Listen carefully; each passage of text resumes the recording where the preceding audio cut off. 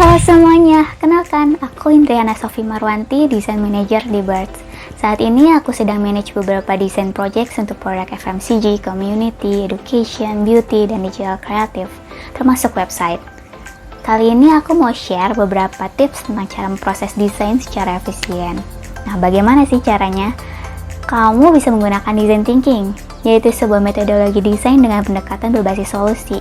Beberapa tahapannya adalah pertama, empathizing, kedua defining, ketiga ideating, keempat prototyping, kelima testing, dan keenam launching. Apa saja sih detailnya? Yuk kita bahas satu persatu.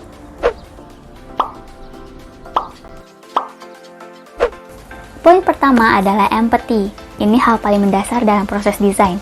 Mungkin kamu pernah dengar istilah bahwa empathy is at the heart of design.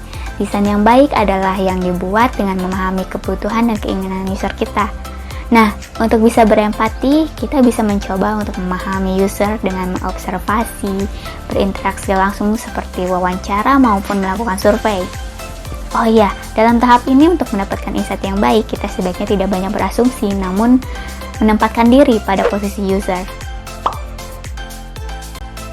Poin berikutnya adalah defining atau mendefinisikan.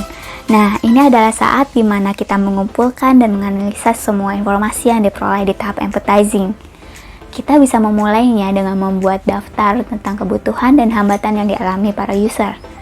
Dari situ kita tentukan prioritas kebutuhan mereka, yang nantinya akan diaplikasikan ke desain. Oke, tahap ketiga dari design thinking adalah ideating, atau proses mengumpulkan ide untuk menjawab kebutuhan user. Bersama tim, kamu bisa mencoba untuk brainstorming dan mengumpulkan ide sebanyak-banyaknya. Beberapa tips yang bisa aku kasih di sini adalah, pertama, set durasi sesi ideation. Misalnya, sepanjang 25 menit untuk menghindari creative block. Yang kedua, bentuk tim yang latar belakangnya beragam. Kamu bisa coba mengajak anggota tim non-design untuk bergabung, agar tidak bias dan menambah ide dari perspektif yang lain. Ketiga, fokuslah untuk mengumpulkan ide sebanyak-banyaknya. Jadi, jangan batasi imajinasi kalian. Kita sampai di tahap keempat, yaitu prototyping. Nah, kini saatnya mengaplikasikan beberapa ide yang telah terkumpul sebelumnya menjadi prototype design. Untuk menghemat waktu produksi, cobalah membuat prototype dalam waktu yang sangat singkat, namun tetap berkualitas bagus dan user-minded. Oh iya, di sini ingatlah untuk tetap memiliki beragam opsi seperti plan A, B, C, dan seterusnya. Testing ini adalah fase eksperimental di mana kita akan memberikan kesempatan pada klien atau user untuk memberikan feedback terhadap prototype desain kita. Biarkan mereka membandingkan beberapa alternatif desain dan follow up feedback mereka sampai menemukan desain yang dianggap paling tepat untuk selanjutnya di-launch. Finally, ini adalah tahapan terakhir dari design thinking, di mana kita akhirnya melaunching desain kita ke user dan mendapatkan real feedback dari mereka. Untuk sampai ke tahap ini kadang memang tidak mudah, tapi tetaplah untuk mencoba menjalani prosesnya secara efektif, efisien, dan responsif terhadap kebutuhan klien dan user. Terakhir, aku mau share tips nih how to manage a design team. As a design manager, peran utama aku adalah mengelola tim kreatif. Mulai dari membuat konsep proyek, hingga menganalisis data, informasi, fakta, asumsi, wawasan, dan materi lainnya untuk membuat desain yang lebih efektif. Jadi, penting buat aku untuk memastikan bahwa tim desain memiliki gagasan tentang bagaimana proyek yang sudah selesai akan terlihat, sehingga mereka dapat menentukan berapa lama waktu yang mereka butuhkan untuk membuatnya.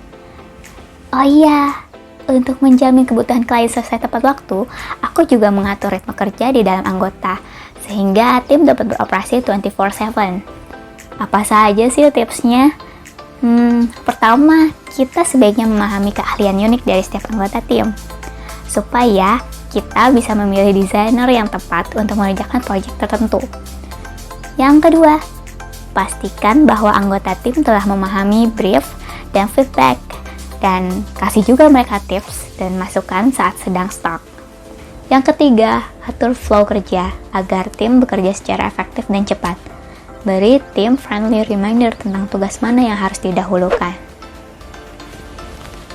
Nah, itu dia tadi metode design thinking dalam proses desain.